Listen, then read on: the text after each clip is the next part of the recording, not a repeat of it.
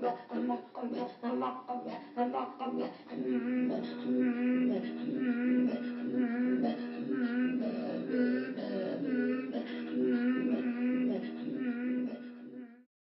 me mets donc en route vers ce qui est supposé être mon terrain. Je quitte Agadez avec nos 3 chameaux et je me mets en route vers le village d'Atri puisque les Calouets sont plus ou moins sédentarisés. Alors, les chameaux, on en avait 3. On avait un petit chameau très nerveux qu'il était hors de question que je monte. C'était le chameau de Moussa. Un, un vieux chameau, alors j'ai appris par la suite que ça a été un chameau qui a été la risée de tout le monde. C'était un vieux chameau un peu pelé, bon. Mais Moussa, qui était quand même, bon, je veux dire, qui faisait attention à moi, avait pris un chameau dont il savait que j'aurais pas d'ennui avec. Un brave gros chameau, bon, qui allait pas très vite, mais qui était pas très beau. Enfin, bon, c'était pas glorieux de voyager sur un chameau comme ça. Et puis un chameau sur les bagages. Alors autant que je me souvienne, parce qu'on avait son petit frère, on est parti avec son petit frère Ramadan. Je crois que je le portais en groupe, parce que ça peut pas être Moussa, son chameau était trop nerveux pour qu'il prenne quelqu'un en groupe. Et on se met en route. Moussa m'avait dit, tu sais, les chameaux, des fois on les vole. Est-ce que tu es d'accord pour que j'aille chez un lettré, qu'on se fasse faire une amulette pour pas qu'on nous vole les chameaux? Bon, je dis oui, on va faire une amulette pour pas qu'on nous vole les chameaux. Donc on se met en route, en tout cas on était donc couverts, les chameaux avaient des amulettes. On se met en route. Et bon, à Atri, c'était plus d'un jour de marche. Hein. Je ne sais plus combien de temps a duré le petit voyage vers Atri. C'était pas très long, mais c'était plus d'un jour. Quand on doit faire étape à un moment. Et à un moment, bon, il faut abreuver les chameaux. On va vers le puits. Alors au puits, il y avait des petites filles. Enfin, c'est souvent les petites filles qui s'occupent d'abreuver le petit bétail. Et quand je m'approche, elles s'enfuient. Alors je dis, qu'est-ce qui se passe? Et Moussa me dit, c'est à cause de ta barbe. On était dans les années post-68 Hard, j'avais une barbe, oh, elle était très bien taillée, mais bon. Bon, c'est déjà un blanc, puis en plus avec une barbe, ça faisait beaucoup. C'est là que je me suis dit, oh, ma barbe, elle n'en a plus pour très longtemps. De fait, oui, elle n'a pas beaucoup survécu à l'événement. Bon. Et on arrive au village d'Atri. Alors on avait une tente, on avait vraiment bien préparé ça, on s'installe, c'était un village de paillotes, enfin de... Bon. Et donc on s'installe aux abords du village, bon, dans notre tente.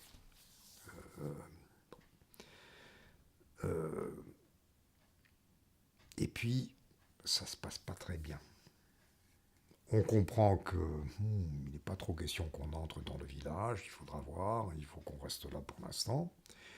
Et puis, le problème, tous les hommes sont partis à la caravane, parce que les Keloé sont sédentaires. Effectivement, ils sont sédentaires, installés dans des villages, mais une partie des hommes va faire une caravane. Ils vont chercher du sel dans les oasis tout bout, vraiment à l'est du Niger, bon, qu'ils ramènent dans la région. Ils en vendent une partie dans la région, et puis ils vont vendre le reste au Nigeria. Donc ce sont de grands voyageurs. Bon, ceux qui font la caravane sont de grands voyageurs. Bon, puis il y a ceux qui restent là. Donc déjà, la plupart des hommes n'étaient pas là. Là, j'avais pas prévu.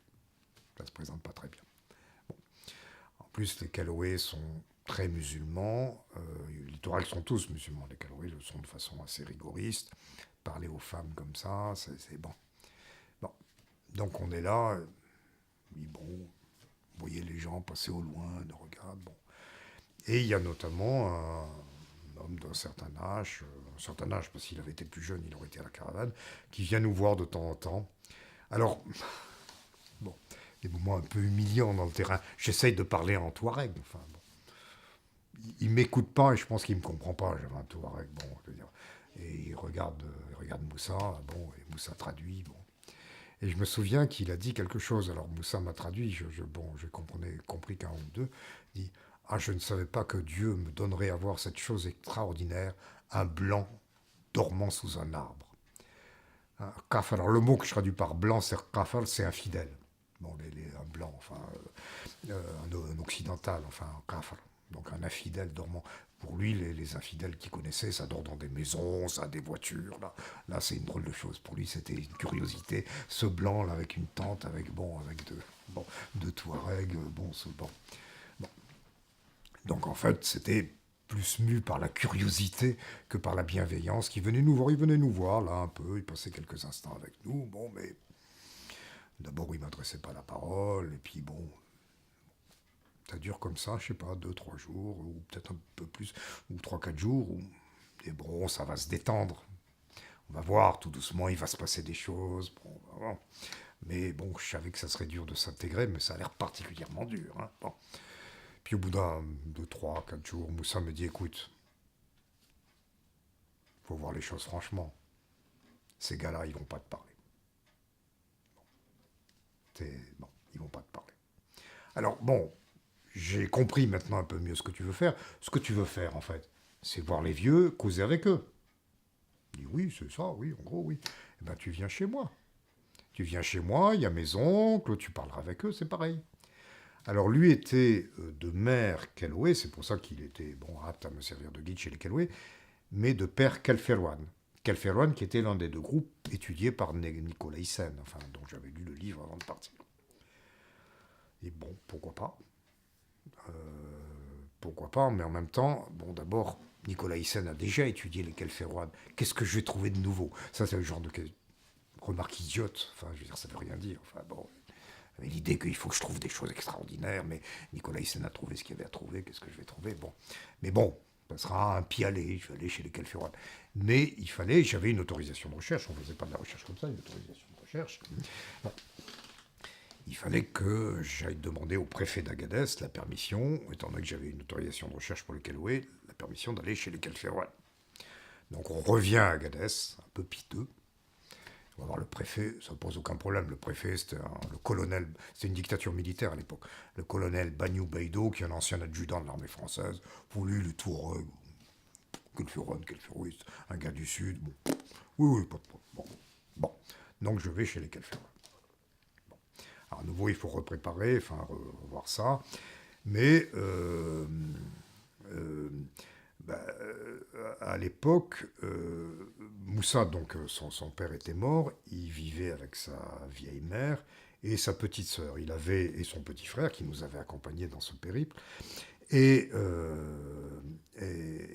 une autre de ses sœurs était mariée. Son mari était au Nigeria, il travaillait au Nigeria. Et une autre de ses sœurs était élevée par sa tante paternelle. Donc la famille de Moussa, qui vivait dans la tente de la mère, il y avait sa vieille mère, veuve, Moussa, et sa petite sœur Assalo et Hamad. Elle s'était installée à Agadez même. Il y avait des Touaregs qui venaient avec leur tante à Agadez, puisque son fils travaillait surtout en ville, comme forgeron et occasionnellement comme guide avec les Européens. Et ils disent, c'est très bien, on va du coup, puisqu'il y a quelqu'un qui emploie. Au départ, Moussa, il était mon employé. Bon, ça a changé avec le temps, mais au départ, il était mon employé.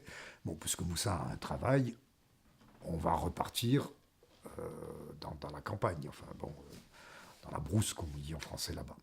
Bon.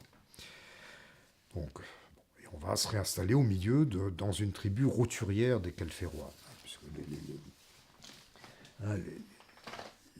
le monde Touareg, c'est un ensemble de groupes qui n'ont souvent pas beaucoup de relations entre eux, qui dans le passé, quand ils avaient des relations, c'était parfois des relations guerrières, mais des groupes très indépendants les uns des autres. Alors dans la littérature ethnologique, on a pris l'habitude de les appeler des confédérations, ça traduit un terme touareg, tamrar. Tamrar, ça veut dire lieu où s'exerce une certaine prééminence.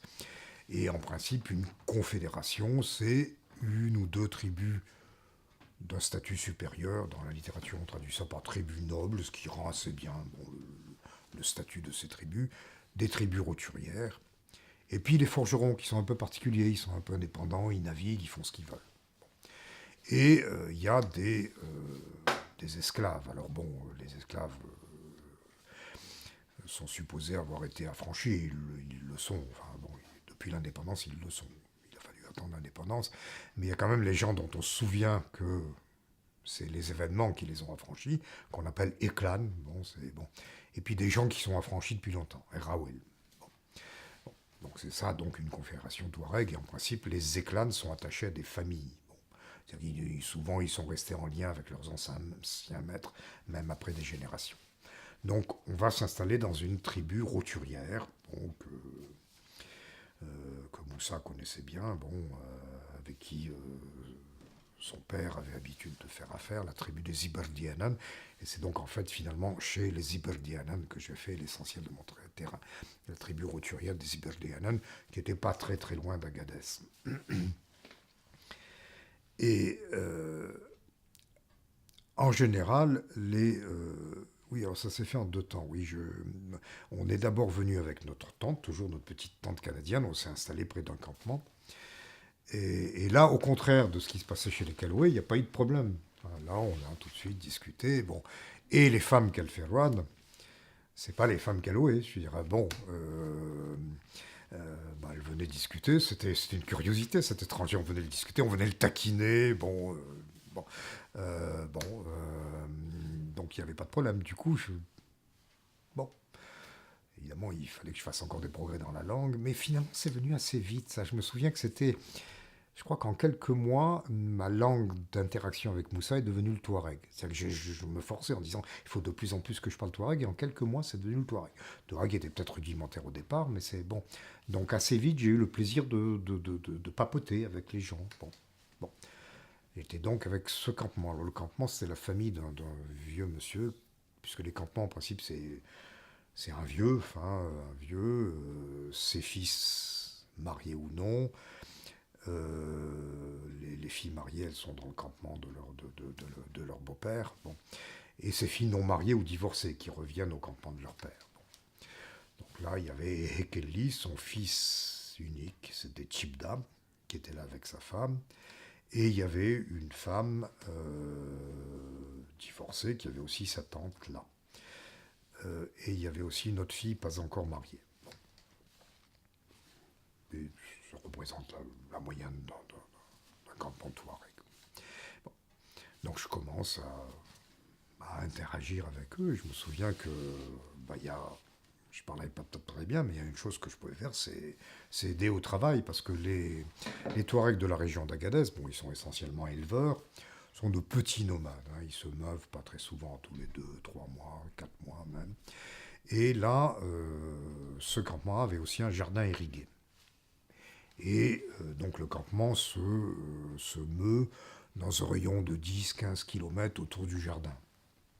Ça veut dire que tous les matins, l'homme du campement fait ses 10-15 km à pied du campement jusqu'au jardin. Parce que le jardin, il faut l'irriguer. Et on irrigue les jardins, il y a des bœufs ou des chameaux d'Exor qui tirent. Il y a un système très ingénieux de puisette. On tire l'eau du puits, puis l'eau se déverse dans une rigole. Et puis là, il faut arroser l'un après l'autre tous les carrés. Alors c'est un système très astucieux, il y a les carrés, et puis il suffit avec une pioche, j'ouvre le conduit, les carrés sont cernés par le sable, j'ouvre, l'eau vient, quand c'est rempli, je referme, j'ouvre un autre carré, c'est un système, je sais que j'en ai parlé avec un ingénieur agronome qui travaillait dans le coin et qui m'a dit plus tard, je suis censé les conseiller, mais j'ai rien à leur dire, le système est optimal, très économe, bon, il suffit d'avoir un chameau ou un bœuf, est-ce qu'il avait un bœuf d'ailleurs, Tibda, hein, ce jeune homme s'appelait Tibda, je me souviens plus. Non, je pense qu'il devait avoir qu'un chameau, un bœuf. Quand on n'a rien, c'est les hommes qui tirent la puisette. Mais là, non, il avait un animal. Je pense que c'est un chameau. Donc j'aidais. C'est-à-dire que pendant qu'il y en a un qui s'occupe de faire l'aller-retour, hein, l'animal, hein, le bœuf ou le chameau d'Exor, revient près du puits, la puisette redescend, puis on lui fait faire une dizaine de mètres, la puisette remonte, il y a un système astucieux qui fait que elle est ouverte par le bas, l'eau se déverse dans la rigole, mais pendant ce temps-là, il faut qu'il y ait quelqu'un d'autre qui soit là avec la pioche pour ouvrir et fermer les carrés. Donc je faisais ça. Bien, ça me rendait utile, bon, je causais un peu avec Tibda, et Tibda, bon, a bien voulu, puisque j'étais censé recueillir des généalogies quand même, dire oui, tu vois, un tel, c'est le fils d'un tel, c'est bon. Mais J'ai compris que ça allait pas de soi, les généalogies. C'est quand quelqu'un s'approchait, il disait, on se tait. On ne parle pas des vieux et on ne parle pas des morts. Bon. Donc ça venait, mais bon, doucement. Et puis, j'ai commencé à essayer de recueillir des poèmes que je prenais sous la dictée. Alors le premier poème, ça je me souviens encore du vers, hein, de l'incipit du premier poème que j'ai recueilli, que j'ai pas publié parce que j'ai été trop médiocrement transcrit, ma connaissance de la langue n'était pas suffisante pour que je puisse bon, le transcrire sans des fautes innombrables. Mais le premier vers en tout cas, c'est Zanaino taranam teko farir kafir. Ça je m'en souviens encore, ça m'est resté. C'est mot à mot. Alors, enfin, Zenainu, ça s'adresse à une dame, Zenainu, ton amour se refuse à l'infidèle. Mais il y a un jeu de mots, enfin, il y a une assonance, se refuse, le mot pour refuser, c'est le verbe akofar, qui est de la même racine que akafar, qui veut dire infidèle. Bon. Et en fait, il faut comprendre que, bon, tu refuses les amours faciles avec les blancs qui ont de l'argent, les occidentaux qui ont de l'argent. C'est ça, bon. C'est un peu drôle d'ailleurs qu'on me serve, c'est peut-être pas par hasard qu'on me serve ce poème-là dès le départ, j'avais pas bien compris. Mais en tout cas, il y a un jeu de mots entre le verbe akufar et akafar. Alors pour le rendre, je sais pas comment on peut, ton amour n'a pas foi dans l'infidèle ou quelque chose comme ça, ou ton amour se rebelle contre le rebelle, puisque kafir, il y a cette idée-là, c'est celui qui se rebelle contre la parole de Dieu. Hein, bon. Bon, voilà donc le premier poème que j'ai recueilli. Alors, ce qui me l'a donné, c'était un vieux qui venait régulièrement à notre couvent. Parce que du coup, un étranger qui est là, c'est un peu une attraction. Des gens venaient, bon. Et ce vieux-là, Bangono m'a dicté un certain nombre de poèmes avec beaucoup de patience. Hein. Je veux dire, c'était long, il fallait noter vers à vers. Bon, il voulait bien. Mais en même temps, je me disais, alors déjà, bon, je disais, ça va, je commence mon travail, ça va, je fais l'ethnologue. Mais je n'étais pas très très sûr de moi parce que je disais, bon, les poèmes, ça a l'air vraiment compliqué. Bon, déjà, parler dans la langue, bon, c'est pas bon, mais recueillir de la littérature, de recueillir de la poésie, enfin, c'est une langue beaucoup plus complexe. Est-ce que je suis capable d'en tirer un matériau exploitable, enfin? Et en fait, il m'a fallu plusieurs années avant d'oser dire, ben si, je vais les publier, je vais en publier quelques-uns, je vais faire un livre de recueil de poèmes. Je peux le dire, là, bon, ce qui fait. Pendant longtemps, je me suis dit non, c'est trop, il y aura des fautes, je veux dire, c'est un niveau linguistique bon, trop grand pour moi. Et en fait, avait été publié déjà avant un livre qui s'appelait. C'est un livre d'histoire, mais où il y avait pas mal de poèmes. Euh, Ça avait été coécrit par un lettré touareg et un linguiste danois, Karl Prasseux, qui est mort très récemment. Karl Prasseux, un grand linguiste, là, l'autorité en matière de touareg. Et plusieurs années après, quand j'ai étudié de près ce livre, j'ai su que quand même, il y avait des fautes.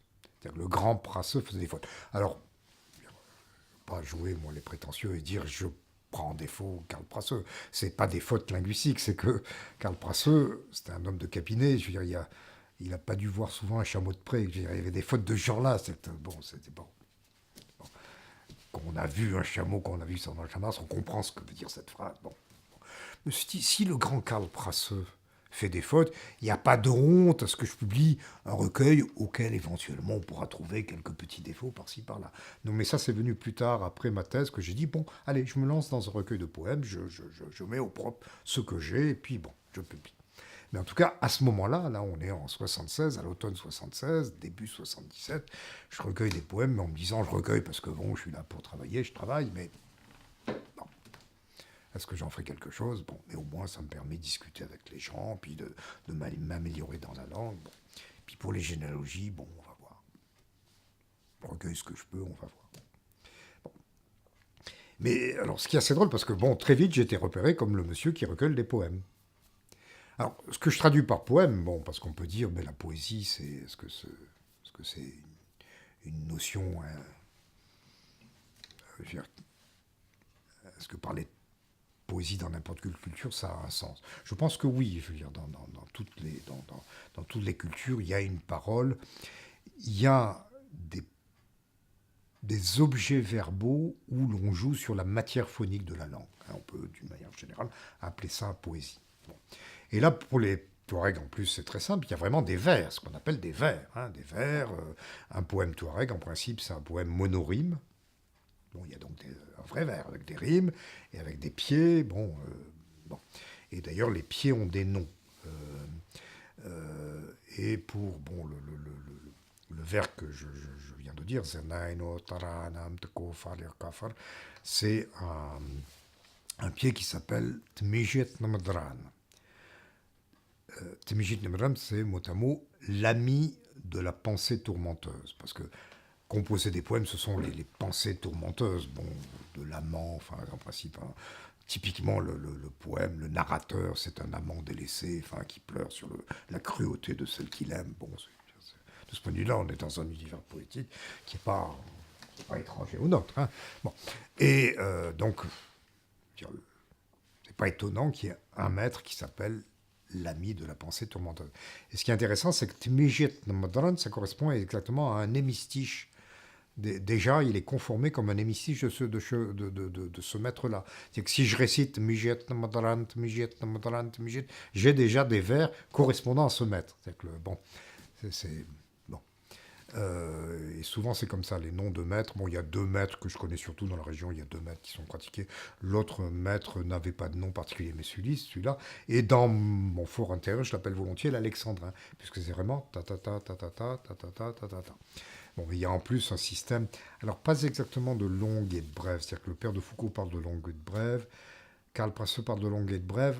Je ne sais pas si c'est de ça qu'il s'agit exactement, mais en tout cas, il est exact que les voyelles n'ont pas toutes le même statut, et il y a des voyelles d'un certain statut qui sont une place particulière dans le vers. Des voyelles qu'on appelle centrales, c'est-à-dire des voyelles qui en réalité n'ont pas vraiment d'existence phonologique, qui sont là, un peu comme des linguistes disent, comme un lubrifiant qui permet qu'on peut passer d'une consonne à une autre. Temijit nmdran, nmdran, nmdran, le ne c'est une voyelle centrale. Bon. Alors ceci étant, quand une telle voyelle est suivie de deux consonnes, là, elle ne compte plus comme ça. C'est un peu comme la poésie grecque ou latine ou arabe. Quand une voyelle, même brève, est suivie de deux consonnes, elle compte comme langue. Bon. Donc on est... alors j'ai mis très longtemps à comprendre le système de la métrique. À l'époque, je recueillais ce que je recueillais. Bon. Ça, pour le coup, c'est les travaux de Karl Prasse qui m'ont aidé. Donc je recueillais. Alors j'ai été repéré comme le blanc qui recueille des poèmes. Tiens, curieux, blanc. Et un jour, les gens m'ont dit, écoute, t'es bien gentil de nous dire des poèmes, mais et toi, dis-nous un poème. Alors, bon, oui. Alors, je fouille dans ce que j'ai dans ma mémoire. Bon, Nerval, Ronsard, reciter les chimères de Nerval. Sauf qu'on va me demander de les traduire. Ronsard aussi, ça sera compliqué. Ah, mais il me vient Renan d'automne, je crois que c'est Renan d'automne d'Apollinaire. Mon verre est plein d'un vin trembleur comme une flamme. Écoutez la chanson lente d'un batelier qui raconte avoir vu sous la lune cette femme. Bon. Et plus loin, il y a, parce que c'est important, et mettez près de moi toutes les filles blondes, au regard immobile, aux nattes repliées. Bon. Je leur récite mon poème. Ils disent, ah tiens, oui, c'est bien. Bon. Bah, traduis-le maintenant. Il y avait 3-4 mois que j'étais là-bas. Alors je traduis comme je peux. Je me souviens que dès le premier vers, je m'étais dit, mais vraiment, quel idiot, dès le premier vers, mon verre est plein d'un vin trembleur. Il te demande un problème, dès le premier vers, il est question de vin, tu apparais comme le kafir, le mécréant, c'est-à-dire qui boit du vin. Dire, bon, on sait que la poésie arabe a chanté le vin. Regardez Omar Amar ou de musulmans comme Omar Khayyam, le vin, les Touaregs, c'est pas le genre. D'abord, le vin, ils connaissent pas. Ils ont un mot général pour alcool, guia, qui est un mot venu du Haoussa probablement, et qui désigne tout ce qui est alcool, y compris la bière infâme conservée dans les brasseries d'Agadez, où s'abreuvaient, où s'enivraient des fonctionnaires. Donc je dis guia. Je dis, oh là là, voilà ce que c'est le poème que tu leur donnes. Mais je traduis. Puis vient après le vers, et mettez près de moi toutes les filles blondes. Toutes les filles blondes. Et en fait, il n'y avait que 3 mois que j'étais là. La blondeur n'est pas très répandue dans ces lieux. Bon, comment on dit blond Alors je leur dis, vous savez, les cheveux là, comme le feu là, puisque c'était le soir à la veillée, bon, là, comment on dirait? Ah, arachnen, qui veut dire doré. En fait, je connaissais le mot, mais je n'avais pas l'idée que ça pouvait arachnen. Donc je traduis les filles blondes. Et plus tard, quand j'y repensais, parce que je repense souvent à cette affaire en riant moi-même, ça donnerait toutes les filles blondes, ça donnerait un beau vers touareg, vraiment dans ce maître-là. Tararen, lanen, mzadan, rachnen. C'est parfait. Mais à l'époque, j'ai sûrement pas été capable de produire un aussi beau vers. Mais ils m'ont quand même remercié. Ils m'ont dit, ouais, c'est très bien, c'est très intéressant, c'est très bien. Bon, les lois de l'hospitalité ont fait qu'ils étaient indulgents avec leurs visiteurs.